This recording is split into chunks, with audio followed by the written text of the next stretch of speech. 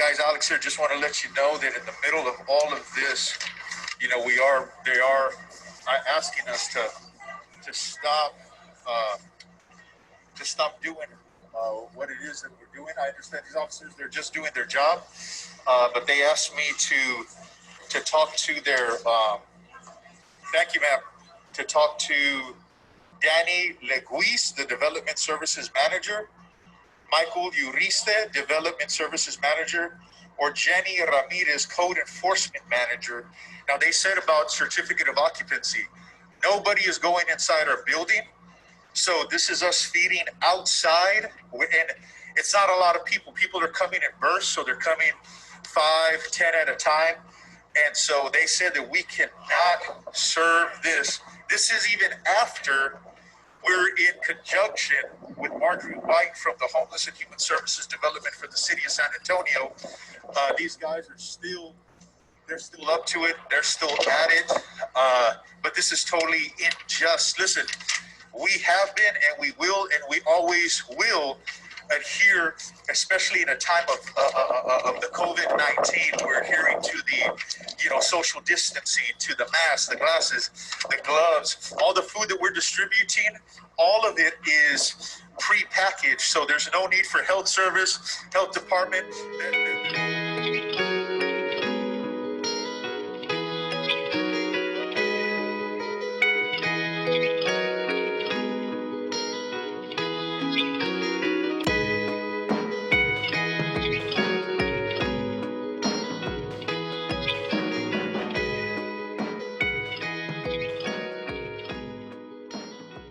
To get a lawyer, you've had to go down to San Antonio City Council and explain. Yeah, so we went to the code compliance, because that's where it was coming from. Okay. City Council would not even meet with us. My council member would not even meet. There was a former councilman who ran for mayor, barely lost by a small smidgen. He has a heart for the homeless. We worked together with him to create an ordinance that said any ministry or nonprofit that ministers to the homeless 3 days a week or more, meaning it's a primary focus, that when it comes time to fees or fines, they should be reduced or waived entirely. This way, partnering with the city, because we're doing a service to the city at no charge at all. Every single one of the councilmen did not receive it. We sent the email because you got to have a certain vote for it. The mayor, man, Nuremberg, bro, that guy, he's totally, what these guys do, I've learned is they just kind of shift. Well, I didn't know about that. It's them. And I just saw had me like a yo-yo. Talk to them.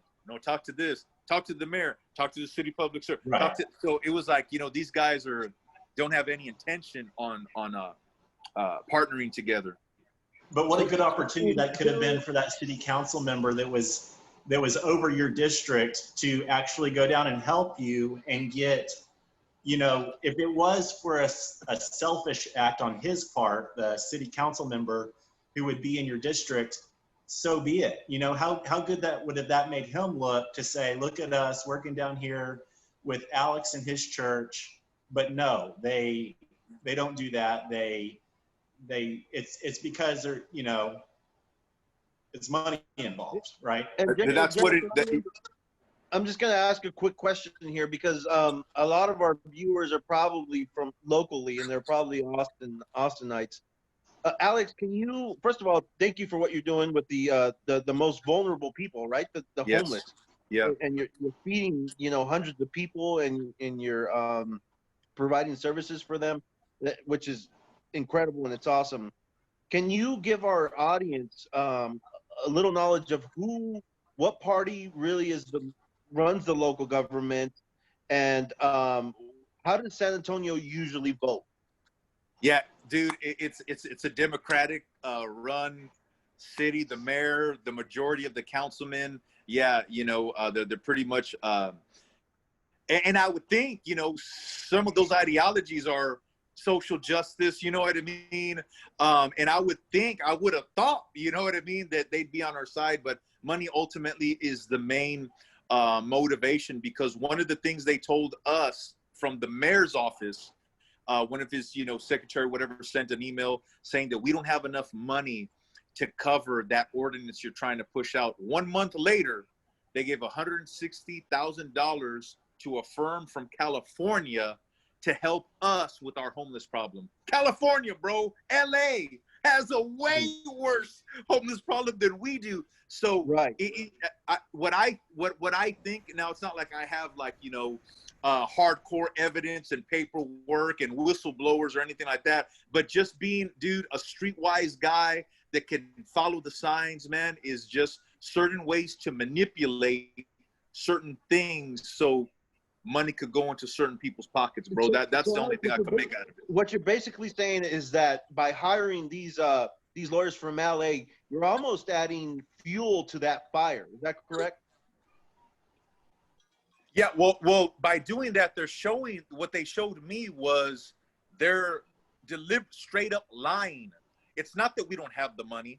It's that we need to allocate this money for the same cause. And we came out on the news for that. It was me and a couple of other ministers that minister to the homeless saying that money needs to stay in San Antonio. Who better to help the streets of San Antonio than the people that work the streets of San Antonio? And so they sent this money out to consultants from Los Angeles to help us with our homeless problem. And I went to one of the meetings. You know what they wanted? They wanted all our answers. What are you guys doing? What works? I'm like, bro, are you freaking kidding me? Yeah. So I just walked out, man. It was a joke. It was a joke and just a circus, man. Hey, Alex, Gerald Lewis, I got a video real quick. Yeah. If you mind if it's the video where they were shutting you down. Do you mind if I play that real quick? Yeah, play it, bro. Go for it. All right. Hey guys, Alex here. Just want to let you know that in the middle of all of this, they are asking us to stop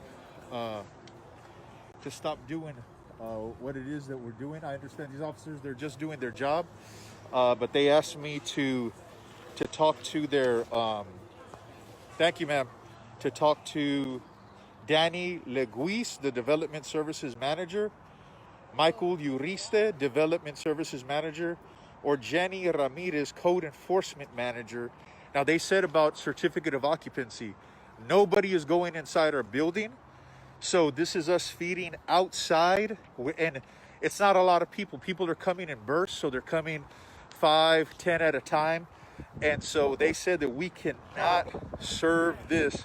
This is even after we're in conjunction with Marjorie White from the Homeless and Human Services Development for the City of San Antonio. These guys are they're still up to it. They're still at it. But this is totally unjust. Listen, we have been and we will and we always will adhere, especially in a time of the COVID-19. We're adhering to the social distancing, to the masks, the glasses, the gloves, all the food that we're distributing. All of it is pre-packaged, so there's no need for health service, health department. That there's nothing other than traffic control, but we keep that in line. This was a false what do you want to call it? A false action that they took on us. And man, I cannot believe how they would want us to stop feeding the homeless, even after, look at that, serving food at improperly zoned location, not proper social distancing. Not proper social distancing. Everyone here is properly social distance. That is a lie. I want to repeat, a lie, a false accusation, injustice. And so we're not going to put up with that. And so, man, I guess we're back at war. Get ready. Listen, we need your prayers. We need your support. But no one's going to stop us from feeding the poor. Are you serious? The gospel, Jesus Christ commanded us to feed the poor. And so once again, no one is in our building. So they said occupancy, but no one's in the building. So how could that be a violation of our occupancy? Number two, the lie of social distancing. Everybody here is social distance. As a matter of fact, those two officers were standing right next to each other. They were not social distancing. Anyway, so God bless you guys. I'm keeping you in the loop. Keep us in prayer. Thank you. Wow. Wow, Alex, man, that video right there, that's incredible, man. You captured what was going on like right at the moment. What made you just kind of start recording that Bro, right at the bro, moment it started? bro, because this is like the 10th time they've done it. That's why. That this Uh-huh. is an ongoing assault. And you know what? That cease and desist order, I called those people and they said, we do apologize. Keep doing what we're doing. And I said, no, hold up, bro. I said, apologies only gonna go so far. You know what I mean? This was a premeditated. I said, I want to know this: is there a rogue faction in the city development services, or is this coming from the top? Because if it's a rogue faction, people need to be held accountable, and if it's coming from you guys, you need to be held accountable. Defund CPS, sucker! If we want to play that game, let's speak in rock and roll. So, yeah, they pulled that back, bro. Again, more evidence. If you're accusing me of something and you retract it, you're just trying to scare me. That's an abuse of power right off the bat. So, Alex, your local government sounds a lot like our local government. It looks what you were doing was a humanitarian thing, obviously, and something that doesn't stop just because there's a pandemic, right? Just because there's a pandemic doesn't mean the homeless are going hungry. But at the same time, in our local government, the same way. You have mass protests and looting, but none of those people are getting any fines or getting jailed for the most part. Exactly. But it's funny that they went to your location where you're doing something that you're doing it in the name of God, first of all, and then you're doing it to help people. I mean, people that are literally homeless, they need food. So that's where we're at 2020. It's pretty crazy. It's crazy, man. They retracted that, and I forgot what to say, but they retracted it, bro. It's